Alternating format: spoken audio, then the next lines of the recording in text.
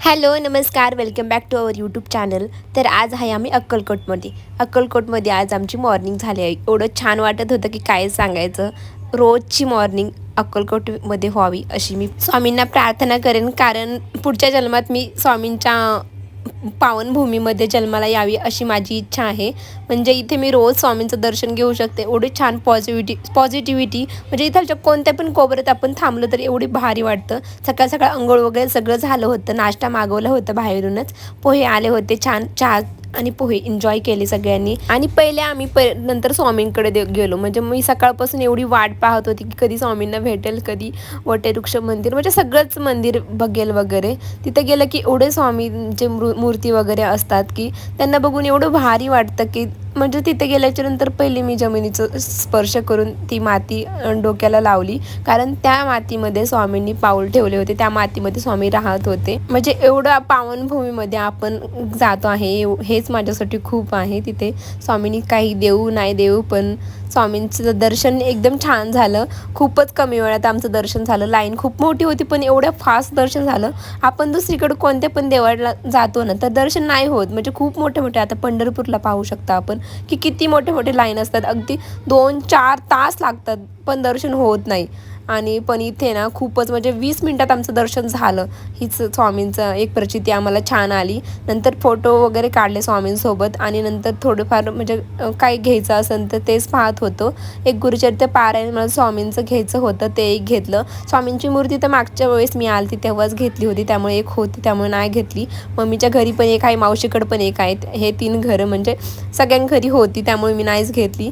पाहत होते खूपच छान पॉझिटिव्हिटी म्हणजे एकदम छान तेजस्वी रूपाच्या अशा मूर्त्या होत्या. नंतर दर्शन वगैरे सगळं झाल्याच्या नंतर आम्ही पहिले महाप्रसाद घ्यायला गेलतो, कारण सकाळी फक्त नाश्ता केला होता आणि इथाचा महाप्रसाद एवढा भारी असतो, किती टेस्टी असतो. म्हणजे इतक्या सगळ्या लोक जवळजवळ 21,000 लोक रोज जेवतात असं तिथं अनाऊन्समेंट केली होती. तेव्हा मला कळलं की एवढे लोक तिथे असतात. आणि शिरा तिथालचा तर एक नंबर होता.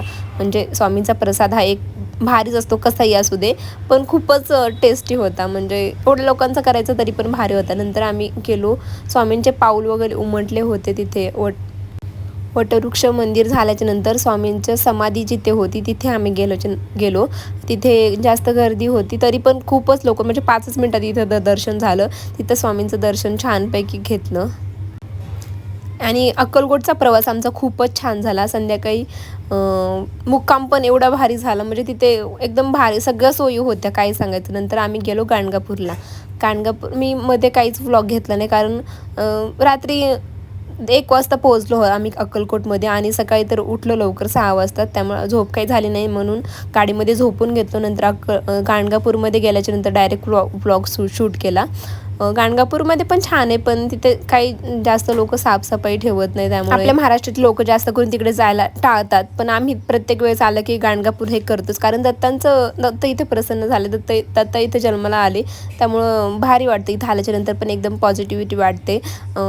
ज्या लोकांच्या अंगामध्ये भूत वगैरे म्हणजे असं निगेटिव्हिटी असेल तिथे इथं आल्याच्यानंतर सगळं त्यांचं जातं भूत वगैरे अंगातले. नंतर आम्ही निघालो. तिच्या प्रवासाला सुरुवात झाली आमची. पाऊस आलता थोडासा म्हणून थोडंसं शूट केलं. काही नाही, आता आम्ही फक्त हॉटेलवर जेवलो आणि घरी गेलो डायरेक्ट. आणि जाताना तर पूर्ण टाईम झोपून गेलो. थोडा वेळमध्ये म्हणजे 2 तासमध्ये गाणे लावले होते छान. गाण्यावर डान्स पण केला. तुम्ही पाहू शकता पुढे की अगदी बाहेर निघून गाडीच्या बाहेर निघून आम्ही डान्स करत होतो.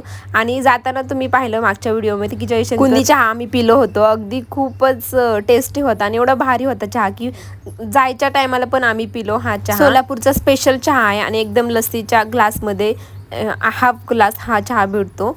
अगदी 20 रुपयाची प्राईस आहे, रिजनेबल आहे पण खूपच छान टेस्टी असतो एकदम. त्यामुळं जाताना म्हणजे आमच्यापैकी कोणीच हा चहा पहिले पिलं नव्हतं, त्यामुळे एकदम वेगळा चहा आमच्यासाठी होता. त्यामुळे डबल मागवलं. बघा किती ग्लास झालेत, अगदी 4 जणांचे एवढे ग्लास झालेत आहे. नंतर इथे आणखी पण विकायला आहे भाकरी वगैरे, तर ते पण मी पाहतच होते की काय काय आहे. फक्त चहाचं शॉप आहे हा एवढं मोठं सॉरी. तर जाताना छान गाणे लावले होते आणि एवढे डान्स केला आम्ही की काय सांगितलं. फक्त 4 व्हीलरमध्ये बघा आता किती डान्स करतं ते, म्हणजे एवढं एन्जॉय केलं की काय सांगायचं. असं वाटत होतं की घरी यावंच नाही. खरंच सांगते घरी यावंच नाही. अनुला अगदी घरी सोडून आले होते पण तिला पण विसरायला झालं. एवढा एन्जॉय केला आम्ही. आणि बघा आता इथं हॉटेलच्या नाही अलीकडंच उतरलं होतं पेट्रोल टाकायला मला वाटतंय.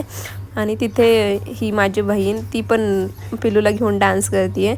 म्हणजे ते मावशीचा मुलगा होता, तुम्हाला तर मागच्या व्हिडिओमध्ये सांगितलंच. नंतर अगदी थोडंच राहिलं होतं प्रवास, मग म्हणलं जेवणच जावं कारण संध्याकाळचे 10 वाजले होते. 10 नाही 11 वाजले होते संध्याकाळचे. मग तिथे थोडेसे फोटो व्हिडिओ काढले कारण तिथं कारंजा होत्या, तिथं छान वाटलं. नंतर जेवण वगैरे झालं आमचा प्रवास हा खूपच छान झाला, एकदम भारी एन्जॉय पण केला आणि देवदर्शन पण छान झाला. चला भेटू उद्याच्या व्हिडिओमध्ये, तोपर्यंत सबस्क्राईब करा please. So take care friends and bye.